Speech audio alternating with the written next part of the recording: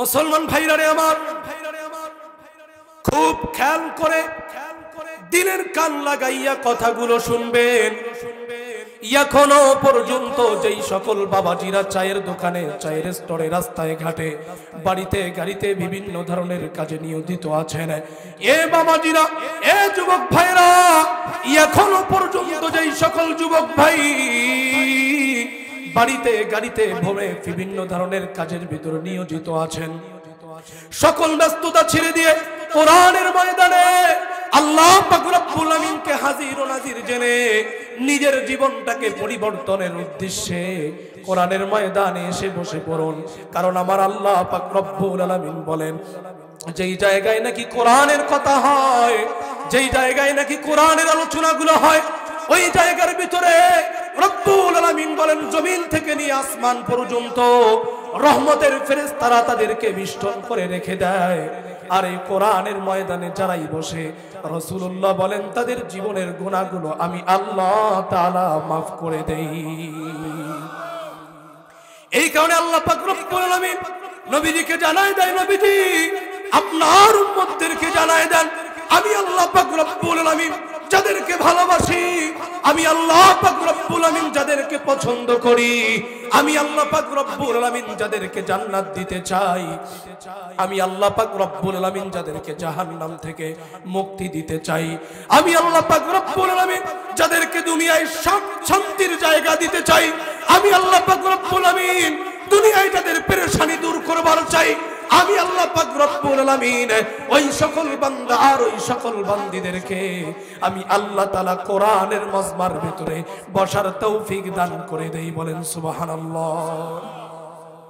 এ যুবক ভাইরা, এ টেঙ্গনবাড়ির বাবাজিরা, আজকের এই কোরআনের ময়দানে এই মাহফিল শোনার জন্য অসংখ্য মানুষ কিন্তু এসেছি, কিন্তু এই মাহফিলের প্যান্ডেলে সবাইরে কিন্তু বসার সুযোগ হয় নাই। একমাত্র রব্বুল আলামিন যাদেরকে পছন্দ করেছেন, আল্লাহ তাআলা যাদেরকে ভালোবেসেছেন, আল্লাহ তাআলা যাদেরকে মাফ করতে চায়, আল্লাহ তাআলা যাদেরকে জাহান্নাম থেকে মুক্তি দিবার চায়, রব্বুল আলামিন যাদেরকে পছন্দ করে, ওই সকল মানুষদেরকে রব্বুল আলামিন এই কোরআনের ময়দানে বসার তৌফিক দান করেছেন। এই জন্য আবারও জবানটাকে খুলে আর একবার বলি আলহামদুলিল্লাহ। মুসলমান ভাইরা রে আমার, আমি যেই কথাটি বলতে চাচ্ছি, কোরআনুল কারীমের যেই তাফসীর করতে চাচ্ছি, আজকের আমার তাফসীরের বিষয় হচ্ছে কোরআনের গুরুত্ব এবং ফজিলত। কোরআন কতটুকু আমাদের গুরুত্ব, আর এই কোরআন যদি আমি আপনি মানি, কোরআন মানলে আমাদের কতটুকু ফজিলত হবে, কোরআনের উপরে জীবনটাকে পরিচালনা করলে আমাদের কতটুকু ফায়দা হবে, এই কোরআনের গুরুত্ব এবং ফজিলতের উপরে আমি আজকে আলোকপাত করার নিয়ত করেছি। কোরআনের তাফসীর আজকে আমি আপনি যদি জানতে চাই, আজকের আলোচনার সাবজেক্টের ভিতরে 3 in 1, একের ভিতরে 3টা পয়েন্ট আসবে। সুন্দর করে মনোযোগ দিয়ে যদি কথাগুলো শুনি, আমার দিল বলে আজকের এই মাহফিলটা আমার জন্য, আপনার জন্য নাজাতের উছিলা হয়ে যাবে। বলেছিলাম 3 in 1, একের ভিতরে 3। আজকের কোরআনের তাফসীর যদি আমি আপনি জানতে চাই, সর্বপ্রথম আমাদেরকে যেই বিষয়টি জানতে হবে, আমাদের এই পৃথিবীর জমিনের ভিতরে আল্লাহ পাক রব্বুল আলামিন যতগুলো মানুষ সৃষ্টি করেছেন, এই মানুষগুলো হচ্ছে 2 শ্রেণীতে বিভক্ত। কয় শ্রেণীতে বিভক্ত? 2 শ্রেণীতে বিভক্ত। এক শ্রেণীর ভাগ হচ্ছে আস্তিক্যবাদী, আর দ্বিতীয় শ্রেণীর ভাগ হচ্ছে নাস্তিক্যবাদী। নাস্তিকের ব্যাপারে আজকের আমার কোনো আলোচনা নাই। আমার আজকের আলোচনা হচ্ছে আস্তিক্যবাদীদেরকে নিয়ে। নাস্তিকের ব্যাপারে বলি, নাস্তিক কাদেরকে বলা হয়? যারা আল্লাহকে বিশ্বাস করে না, যারা রাসূলকে বিশ্বাস করে না, মৃত্যুর পরে পরকালে জান্নাত হবে, জাহান্নামের ফয়সালা হবে, এগুলো যারা বিশ্বাস করে না, তাদেরকে বলা হয় নাস্তিকবাদী। নাস্তিকের ব্যাপারে আমার কোনো আলোচনা নাই। মুসলমান ভাইরা রে আমার, আমার আলোচনার সাবজেক্ট হচ্ছে আস্তিক্যবাদীদেরকে নিয়ে।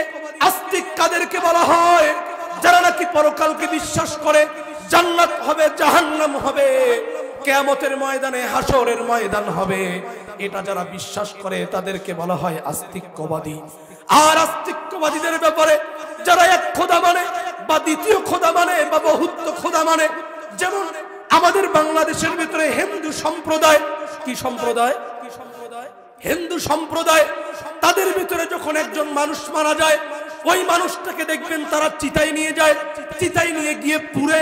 ওই ব্যক্তিকে যদি জিজ্ঞেস করেন, ভাই তোমার এই ব্যক্তিটাকে পুড়ছো কেন, তখন কিন্তু তারা বলবে, এই লোকটাকে আমরা পুড়েও হলেও ভগবানের কাছে পাঠায় দিচ্ছি, কারণ এই লোকটা দুনিয়ায় চলাকালীন অবস্থায় এই লোকটা যত অন্যায় করেছে, অবিচার করেছে, জুলুম করেছে, ভগবানের সঙ্গে বেয়াদবি করেছে, এই লোকটা যদি এই অপরাধ নিয়ে ভগবানের কাছে যায়, তাহলে এই লোকটার শাস্তি হবে, নরকে বসবাস করবে।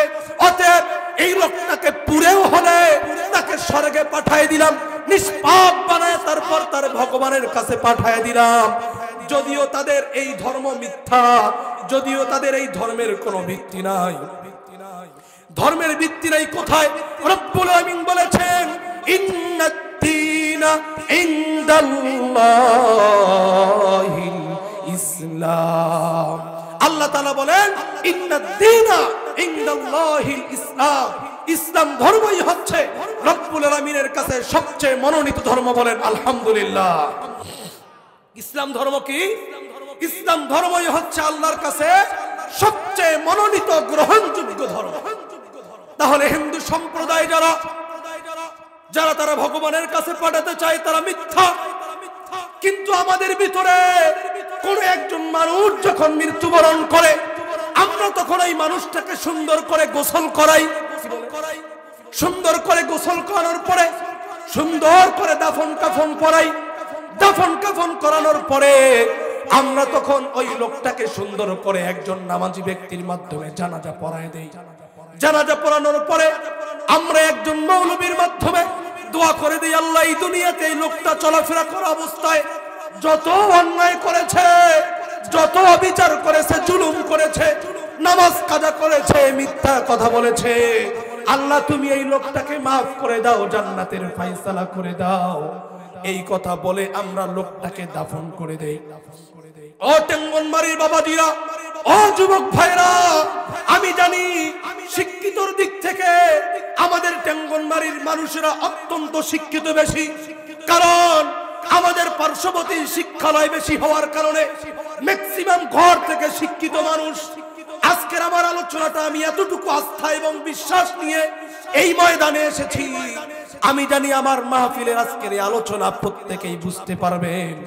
তাহলে যেই কথা বললাম আমাদের মুসলমানদের ভিতরে যখন একজন কোন মানুষকে দাফন করানো হয়, আমি জিজ্ঞাসা করতে চাই, মানুষটাকে দাফন করলেই কি জান্নাতে যাবে?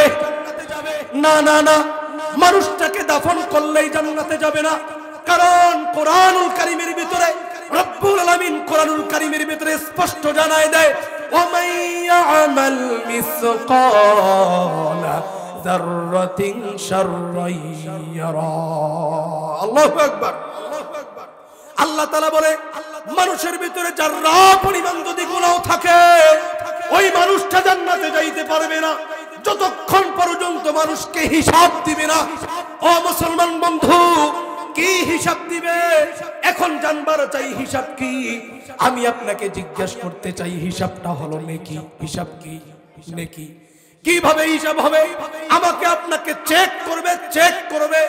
আপনি 50 বছর হায়াত পেয়েছেন, 60 বছর হায়াত পেয়েছেন, 20 বছর হায়াত পেয়েছেন, 20 বছর হায়াতের জিন্দেগিতে আপনি কি আমল করেছেন, আপনাকে চেক করা হবে।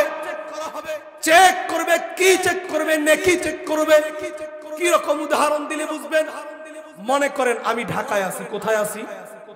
আমার বাবা মারা গেছে। এখন জানাজা মাত্র 2-4 ঘন্টা পরে। আমি কি বাসের টিকিট কাটলে আসতে পারবো? আমাকে কোথায় যেতে হবে? বিমানবন্দরে যেতে হবে। বিমানবন্দরে গিয়ে আমি টিকিট কাটলাম। টিকিট কাটার পরে বিমানবন্দরে উঠবো। আচ্ছা বলেন তো, টিকিট কাটলেই কি আমাকে বিমানে উঠাবে? কথা বলেন না। কারণ কি? বিমানবন্দরের কিছু নিয়ম আছে। আপনি যখন গাড়ি নিয়ে বিমানবন্দরে ঢুকবেন, আপনাকে গাড়িটা একবার চেক হবে। আপনি যখন লাগেজ গুলো রাখবেন, আপনার লাগেজ গুলো একবার চেক করবে। আপনি যখন বিমানবন্দরের আগ মুহূর্তে বিমানে উঠবেন, তখন আপনার বডি একবার চেক হবে। 3-3 বার আপনার গাড়ি, আপনার লাগেজ, আপনার ব্যাগেজ, আপনার বডি একবার চেক। তিনবার চেক করবে। কি চেক করবে? আপনি ধারালো কোনো অস্ত্র নিয়ে আসছেন কিনা। বিমানবন্দরের যে নিয়মাবলী আছে, নিয়মের বাহিরে কোনো অস্ত্র নিছেন কিনা। যদি আপনি অস্ত্র তুলে থাকেন, আপনি যদি ধরা পড়েন, আপনার বিমানবন্দরের সফর বাতিল। আপনি যদি বলেন ভাই আমার দেশে আমার টাকা দিয়ে আমি এক জায়গা থেকে আরেক জায়গা যাব, আমার সফর কেন বাতিল হবে? তখন কিন্তু আপনাকে বলবে ভাইজান আপনি কিন্তু শর্ত ভঙ্গন করেছেন। যেই শর্ত ছিল ধারালো অস্ত্র নেওয়া নিষেধ, আপনি সেই ধারালো অস্ত্র নিয়ে বিমানবন্দরে এসেছেন। কথা বলেন ঠিক কিনা? বিমানবন্দরের সফর বাতিল হয়ে গেল। মাত্র এক জায়গা থেকে আরেক জায়গা যাবেন, 8 থেকে 10,000 টাকা খরচ করে টিকিট কেটেছেন। তারপরে যদি আপনার সফর বাতিল হয়, জান্নাত রব্বুল আলামিন বলেন পৃথিবীর জমিনের ভিতরে সবচেয়ে উন্নতম মানের জান্নাত রব্বুল আলামিন বানায় রাখছেন। এই জান্নাতে আমি আপনি যেতে চাই, কিন্তু জান্নাতে যাওয়ানোর আগে এবার বলেন দেখি চেক করবে কি করবে না? চেক করবে। কি চেক করবে? আমার আপনার নেকি চেক করবে। আমি আপনি কতটুকু আমল নিয়ে আসছি, কতটুকু আমল নিয়ে আসছি, নেকি নিয়ে আসছি। নেকি কি জিনিস ভাই? আপনাদেরকে যদি জিজ্ঞেস করি, টাঙ্গনমারির সবচেয়ে উন্নতম মানের বাজার দোকানটি, দোকানে গিয়ে যদি বলেন ভাই 1 লক্ষ টাকা দেব 5টা নেকি দাও, দিতে পারবে? হ্যাঁ, বাদ দিলাম টাঙ্গনমারি, জলঢাকা গিয়ে সবচেয়ে দামি দোকানটিতে গিয়ে যদি 1টা নেকি দাও, দিতে পারবে?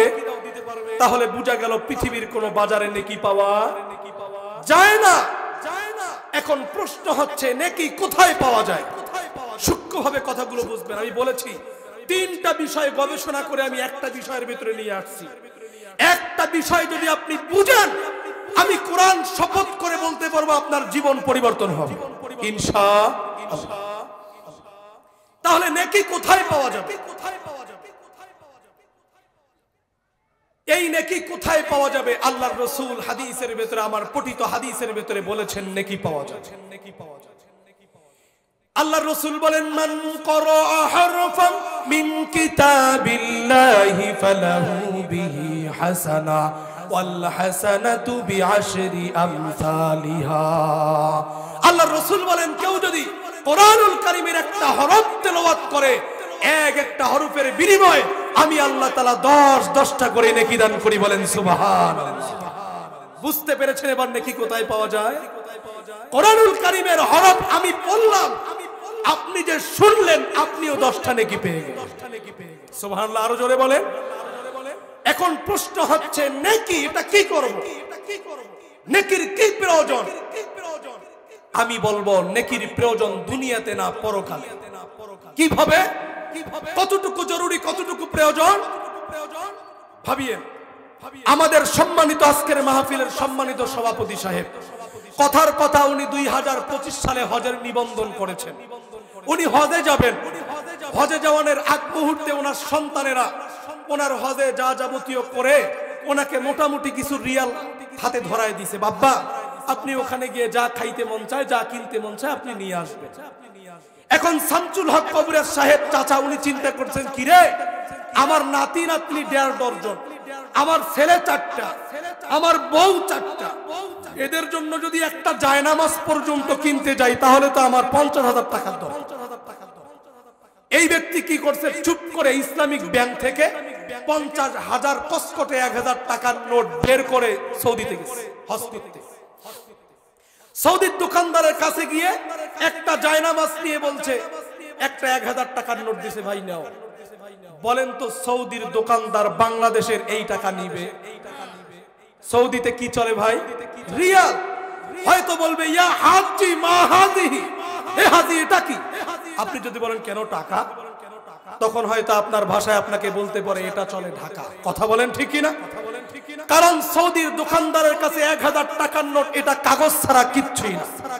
যদিও ব্যাংকের অ্যামাউন্ট আছে, মূল্য আছে, কিন্তু সৌদির সাধারণ দোকানদারের কাছে এই টাকা কাগজ ছাড়া কিচ্ছুই না।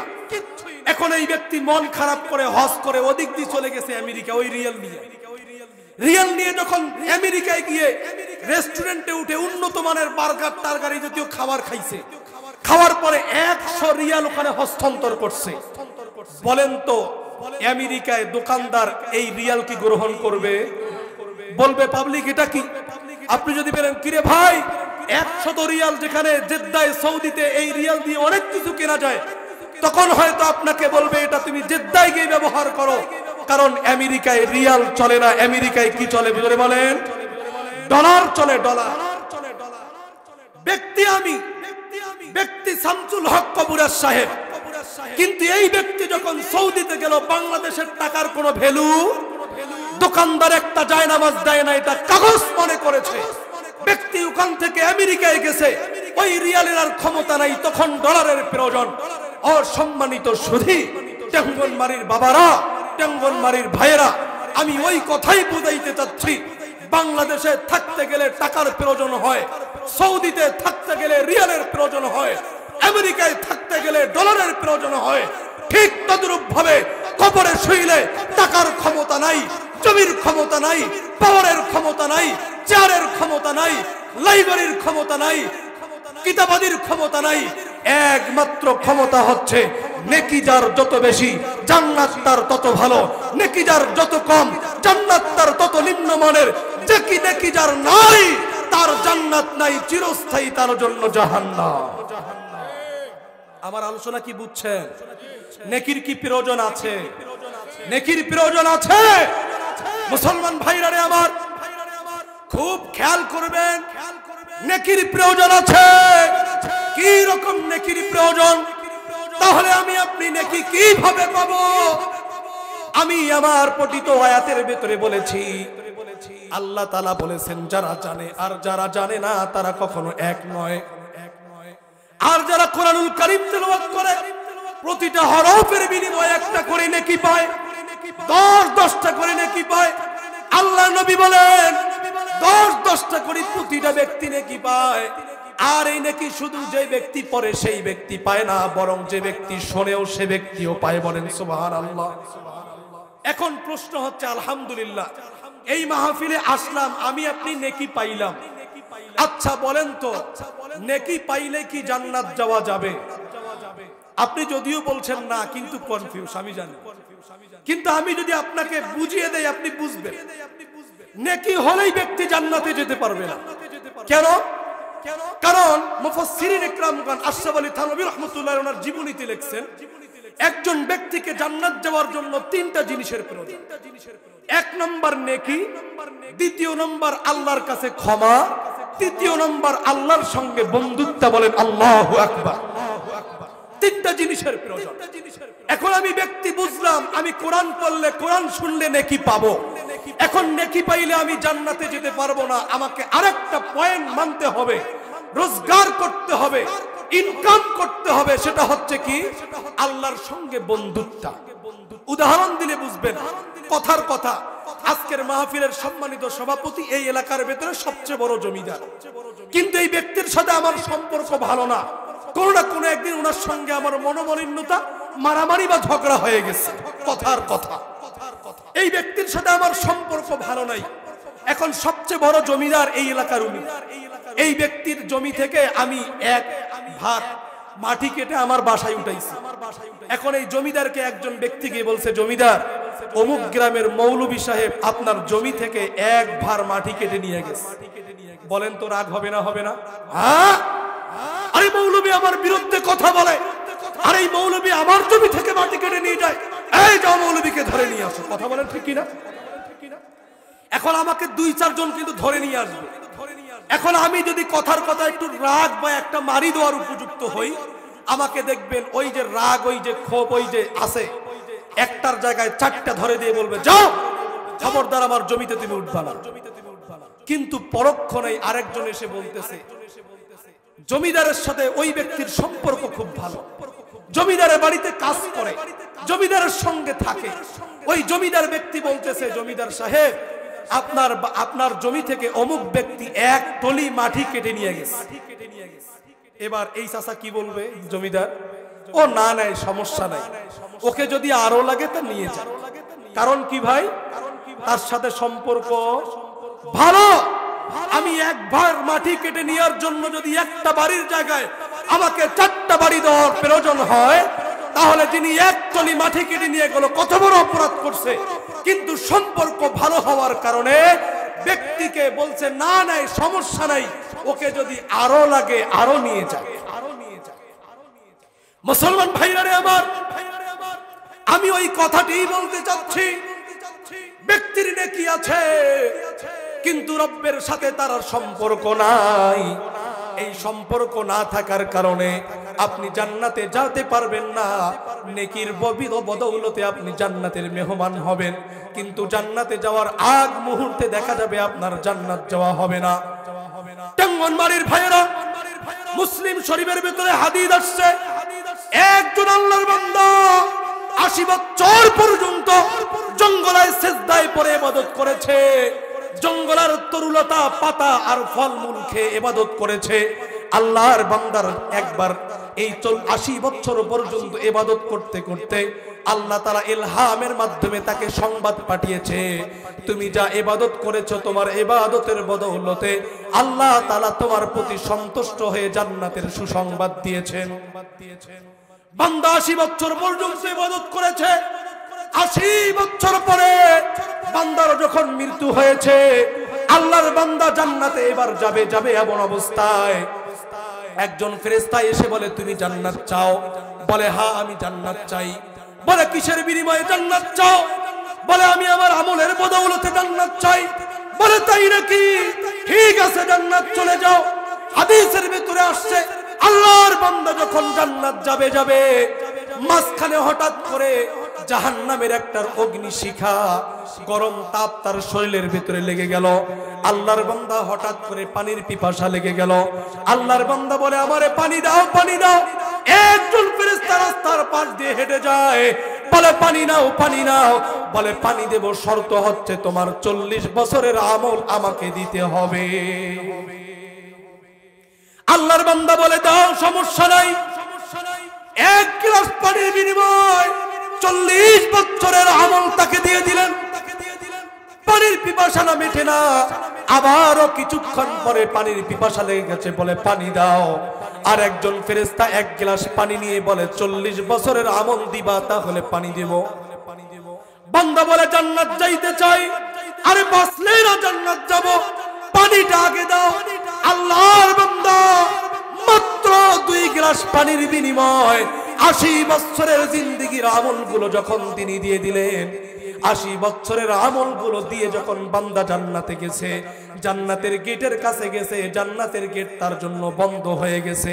আল্লাহর বান্দাকে দেখা হয়, আল্লাহর বান্দা বলে জান্নাত যেতে চাই। বলে আমল দেখাও। আল্লাহর বান্দা তার আমল দেখে 0 হয়ে আছে।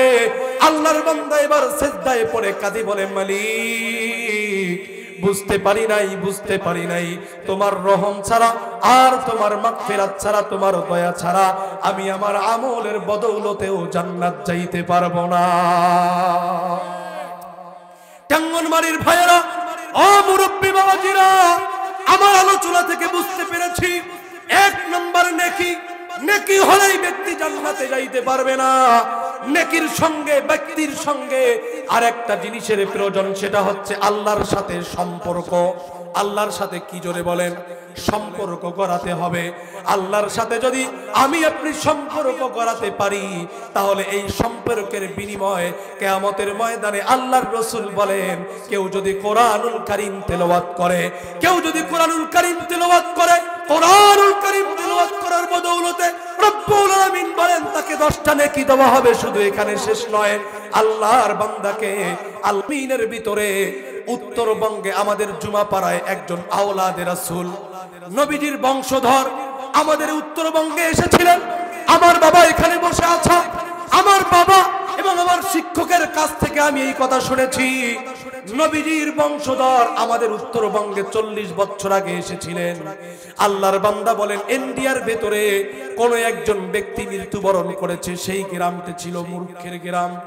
এমন একটা চরে, এমন একটা এলাকায় ব্যক্তি মৃত্যুবরণ করছে, ওই ব্যক্তিটিকে সুন্দর করে জানাজা পড়ানোর মতো লোক নাই। কিভাবে গোসল করাবে, কিভাবে দাফন করাবে, এমন একজন ব্যক্তি লোক খুঁজে পাওয়া যাচ্ছিল না। লোকেরা চিন্তা করলেন, আহারে এই লোকটাকে শেষ বিদায় জানানোর সময় কিভাবে বিদায় জানাবো জানি না।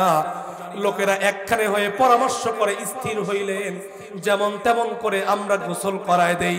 সুন্দর করে গোসল করানোর পরে আল্লাহর বান্দাকে দাফনের কাফন পরানোর পরে রোডের এক সাইডে নিয়ে গিয়ে আল্লাহর বান্দারা অপেক্ষায় আছে। যদি কোনো নামাঞ্জি ব্যক্তি, ভদ্র ব্যক্তি পাই, তার দ্বারা জানাজাটা সেরে নেব। আল্লাহর বান্দারা দীর্ঘক্ষণ অপেক্ষা করলেন। অপেক্ষার প্রহর করার পরে, দীর্ঘক্ষণ অপেক্ষা করার পরে একজন আল্লাহর বান্দাকে দেখতেছেন বাইসাইকেলের ভিতরে ফুল হাতা একটা শার্ট পরিহিত। আল্লাহর বান্দা প্যান্ট পরেছেন টাকনুর উপরে, মুখের ভিতরে দাড়ি এবং মাথার উপরে একটা টুপি আছে।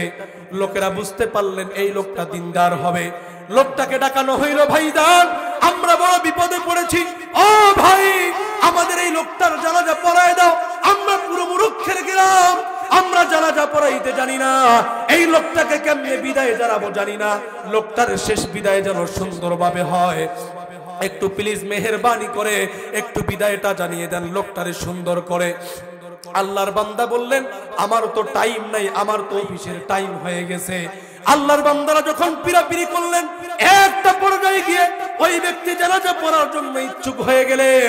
আল্লাহর বান্দা যখন জানাজা পড়ায় দিলেন, জানাজা পড়ানোর পরে আশরাফ আলী থানভী রাহমাতুল্লাহি আলাইহি এবং সৈয়দ আরশাদ মাদানী হাফিজাহুল্লাহ বলেন, জানাজা পড়ানোর পরে ওই লোকটা যখন চলে যাচ্ছিলেন, গ্রামের লোকেরা বললেন, বাবাজি ও হুজুর আপনি একটু মেহেরবানি করে জানাজা পড়িয়েছেন, কিন্তু লাশটি একটু কবরে নামায় দেন।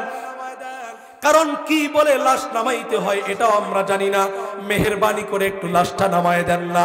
আল্লাহর বান্দা শেষ পর্যন্ত তাদের পিরাপিরি করার কারণে লাশ দিয়ে কবরে নামানোর পরে আল্লাহর বান্দা অফিসে চলে গেছেন। কিন্তু আল্লাহর কি নীলা খেলা, আল্লাহর বান্দা যখন অফিসে গেছেন, অফিসে যাওয়ানোর পরে অফিস ঢুকবেন, এমন অবস্থায় দেখতেছেন তার বুকের উপরে যেই ডকুমেন্ট ছিল, যেই কার্ডটি ছিল, যেই কার্ড দিয়ে সেই আল্লাহর বান্দা অফিস ঢোকে, যেই কার্ডের মাধ্যমে আল্লাহর বান্দার জীবিকা উপার্জন হয়, আল্লাহর বান্দা কার্ডটি সম্ভবত স্থির হয়ে চিন্তা করতেছেন, সম্ভবত আমার কার্ডটি কবরের ভিতরে পড়ে গেছে। আল্লাহর বান্দা অফিস না গিয়ে আবার ফিরে এসে গ্রামের লোকদেরকে বলতেছে, ভাইজান আমি বড় বিপদে পড়েছি, আপনাদের উপকার করতে যাইয়া আমার এই কার্ডটি, ডকুমেন্টটি এই কবরের ভেতরে সম্ভবত পড়ে গেছেন। লোকেরা বলতেছে, হুজুর আমরা মুরুক্ষের গ্রাম, আমরা কিছু জানি না, আপনি যদি চান তাহলে কবর খনন করার পরে আপনি এই কবর থেকে ডকুমেন্টটি বের করতে পারেন। আপনি মাসআলা জানেন, আপনি একজন হুজুর মানুষ, দিনদার মানুষ। আল্লাহর বান্দা চিন্তা করতেছেন, না আমার তো কাটের দরকার। আল্লাহর বান্দা বলেন, সৈয়দ আরশাদ মাদানী আওলাদে রাসূল কখনো মিথ্যা কথা বলতে পারে না। আওলাদে রাসূল বলেন, আল্লাহর বান্দা যখন কবরের কাছে গিয়ে মাত্র 1 থেকে 2 বার সরায় দিয়েছে, 1 থেকে 2 বার সরানোর সঙ্গে সঙ্গে আল্লাহর বান্দা দেখতেছেন যেরকম কবর ছিল আর ওই রকম কবর নাই। কবরটা বড় প্রশস্ত হয়ে গিয়েছে, কবরটা একটা জান্নাতের পরিবেশ তৈরি হয়ে গিয়েছে। কবরের ভিতরে চতুর্দিক দিয়ে সুন্দর করে দেয়াল আকৃত করা হয়েছে, কবরের ভিতরে ফুলে এবং ফলে ভরা হয়ে গিয়েছে। কবরের ভিতরে আল্লাহর বান্দাকে ফুলের বিছানার ভিতরে শোয়ানো হয়েছে।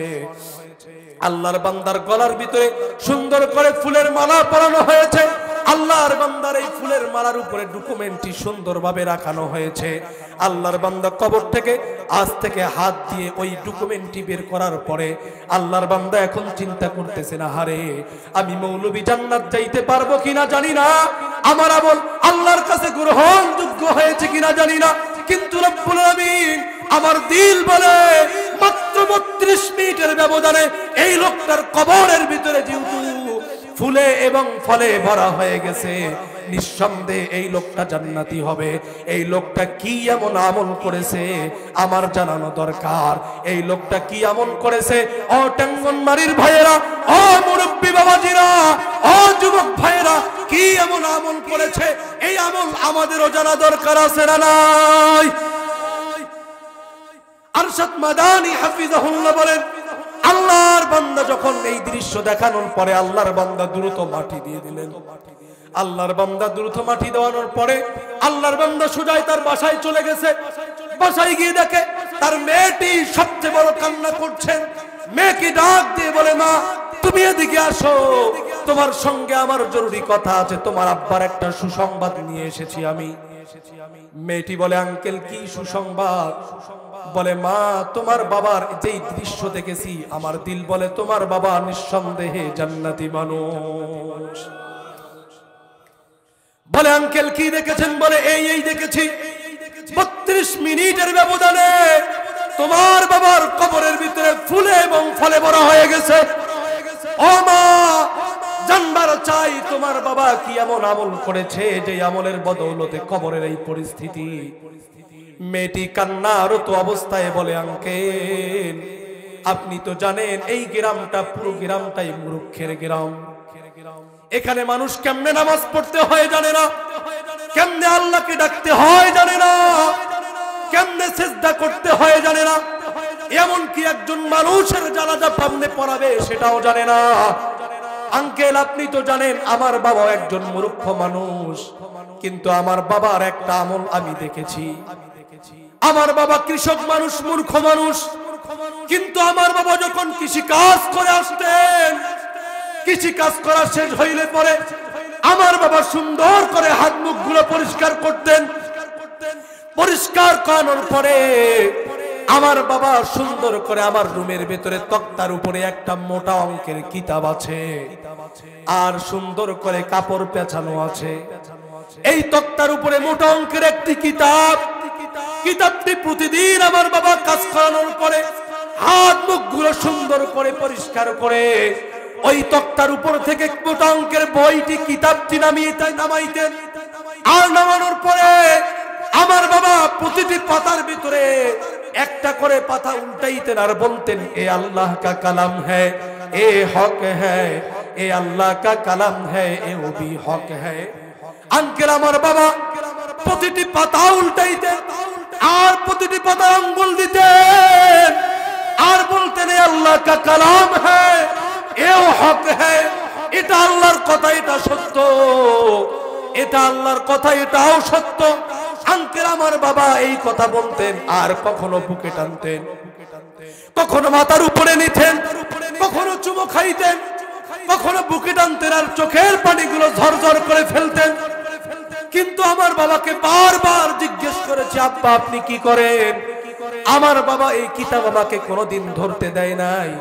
আমার বাবা ওই তক্তার উপরে ওই বইটি রেখে দিয়েছে।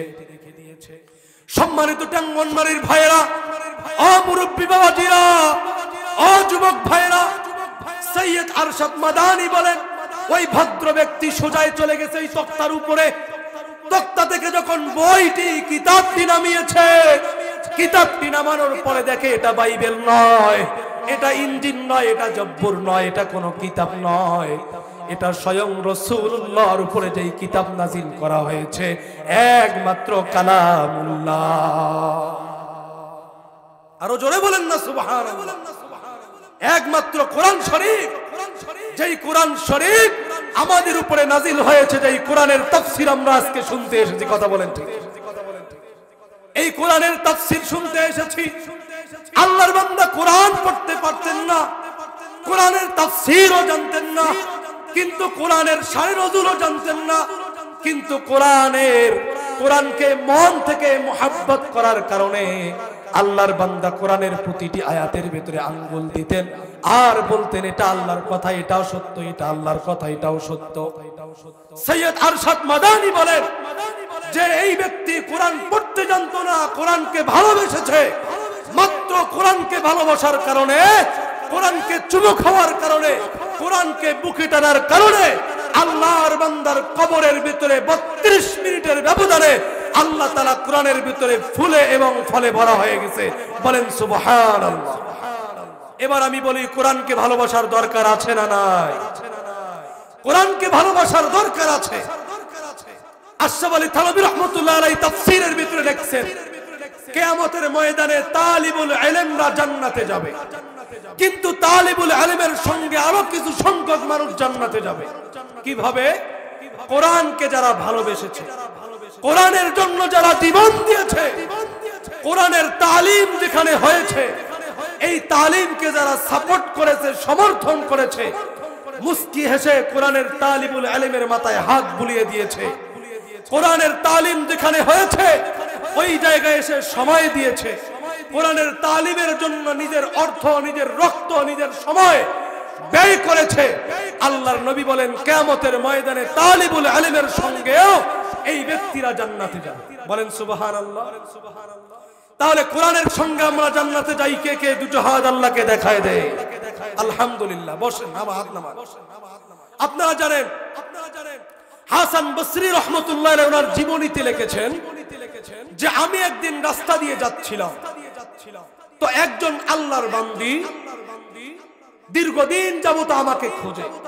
আল্লাহর বান্দির মাত্র একটি মেয়ে ছিল, একটি মেয়ে। এই মেয়েটিকে কোনদিন কোন রাত্রি আল্লাহর বান্দি রাত্রি একাই কাটায় নেই মেয়ে ছাড়া। এই মেয়েটি যখন মারা গেছে আল্লাহর বান্দি বড় পাগলের বেশ ধরেছেন। আমার মেয়ের কি অবস্থা আমি দেখতে চাই। হাসান বসরি রাহমাতুল্লাহ আলাইহি বলেন 10 দিন পরে এই আল্লাহর বান্দি আমার সাক্ষাৎ পেয়েছে। আল্লাহর বান্দি বলে, হাসান বসরি, আমি অসংখ্য আলেমের কাছে গিয়েছি কিন্তু তোমার কথা বলেছেন। আমার মেয়েটি কবরের ভিতরে কি অবস্থায় আছে আমি একটু জানবার চাই। হাসান বসরি, তুমি একটু বলো আমার মেয়ের কি অবস্থা। হাসান বসরি রাহমাতুল্লাহি আলাইহি বলেন যে তোমার মেয়ে কি অবস্থায় আছে আমি তো এটা জানি না, তবে তোমাকে একটা আমল আমি শিখাই দিতে পারি। তুমি ঘুমন্ত অবস্থায় যখন ঘুমাইতে যাইবা তুমি নামাজ পড়ে দরুদ শরীফ পড়তে পড়তে ঘুমায় যাও। হাসান বসরি রাহমাতুল্লাহর কথা অনুযায়ী আল্লাহর বান্দি ঘুমায় গেছে। আল্লাহর বান্দি ঘুমন্ত অবস্থায় তার মেয়েকে দেখতেছেন। আল্লাহু আকবার। তার মেয়ে অগ্নি শিখায় দাউ দাউ করে আগুনের ভেতরে জ্বলছে।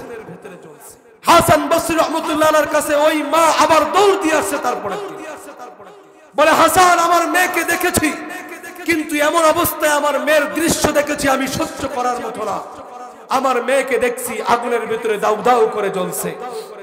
আমার মেয়ে চিৎকার করতে, মা, তুমি কোনদিন আমাকে ছেড়ে একটা রাত্রি যাপন করো নাই, আমাকে কোনদিন কষ্ট দেখো নাই, কিন্তু মা তোমার মেয়ে আজকে জাহান্নামের আগুনে দাউ দাউ করে জ্বলছে। হাসান বসরি রাহমাতুল্লাহি আলাইহি বলেন, মা যখন আমার দ্রুত এসে আমার পা ধরে বলে, হাসান, আমাকে এমন একটা আমল বলে দাও আমার মেয়েটা যেন নাজাত পায়। হাসান বসরি রাহমাতুল্লাহি আলাইহি বললেন, মা, আমি তো জানি না কোন আমল করলে জান্নাত যাবে, তবে হ্যাঁ একটা আমল আমার দিল বলে, যেহেতু রাসূলের হাদিস, একটা আমল আছে মৃত ব্যক্তির ওসিলায় কেউ যদি সদকা করে দেয় তাহলে এই সদকার বদৌলতে তোমাকে তোমার মৃত ব্যক্তিকে আল্লাহ তাআলা মাফ করবেন। তোমার মেয়ের ওসিলায় তুমি সদকা করো। হাসান বসরি রাহমাতুল্লাহি আলাইহি বলেন, আল্লাহর বান্দি তার পরের দিনে সদকা করার কারণে স্বপ্নে যুগে আল্লাহর বান্দি দেখেন তার মেয়েকে জাহান্নাম থেকে বের করে জান্নাতের একটা স্বর্ণের চেয়ারের ভিতরে বসায় রাখছেন। বলেন সুবহানাল্লাহ। সম্মানিত সুধী, কোরআনকে মুহাব্বত করব। কোরআন আমি পড়তে পারি না কিন্তু কোরআনের ঘরেকে মুহাব্বত করা। কিয়ামতের ময়দানে আল্লাহর রাসূল বলেন, কোরআনকে মুহাব্বত করার কারণে আমার নেকি যদিও কম হবে কিন্তু কোরআনকে মুহাব্বত করার কারণে আল্লাহ আমার প্রতি সন্তুষ্ট হবেন, আল্লাহ আমার প্রতি রাজি হবেন, খুশি হবেন, হয় আমার জান্নাতের ব্যবস্থা করবেন। চ্যানেলটি সাবস্ক্রাইব করুন, বেল আইকনটি বেজে দিয়ে সাথেই থাকুন।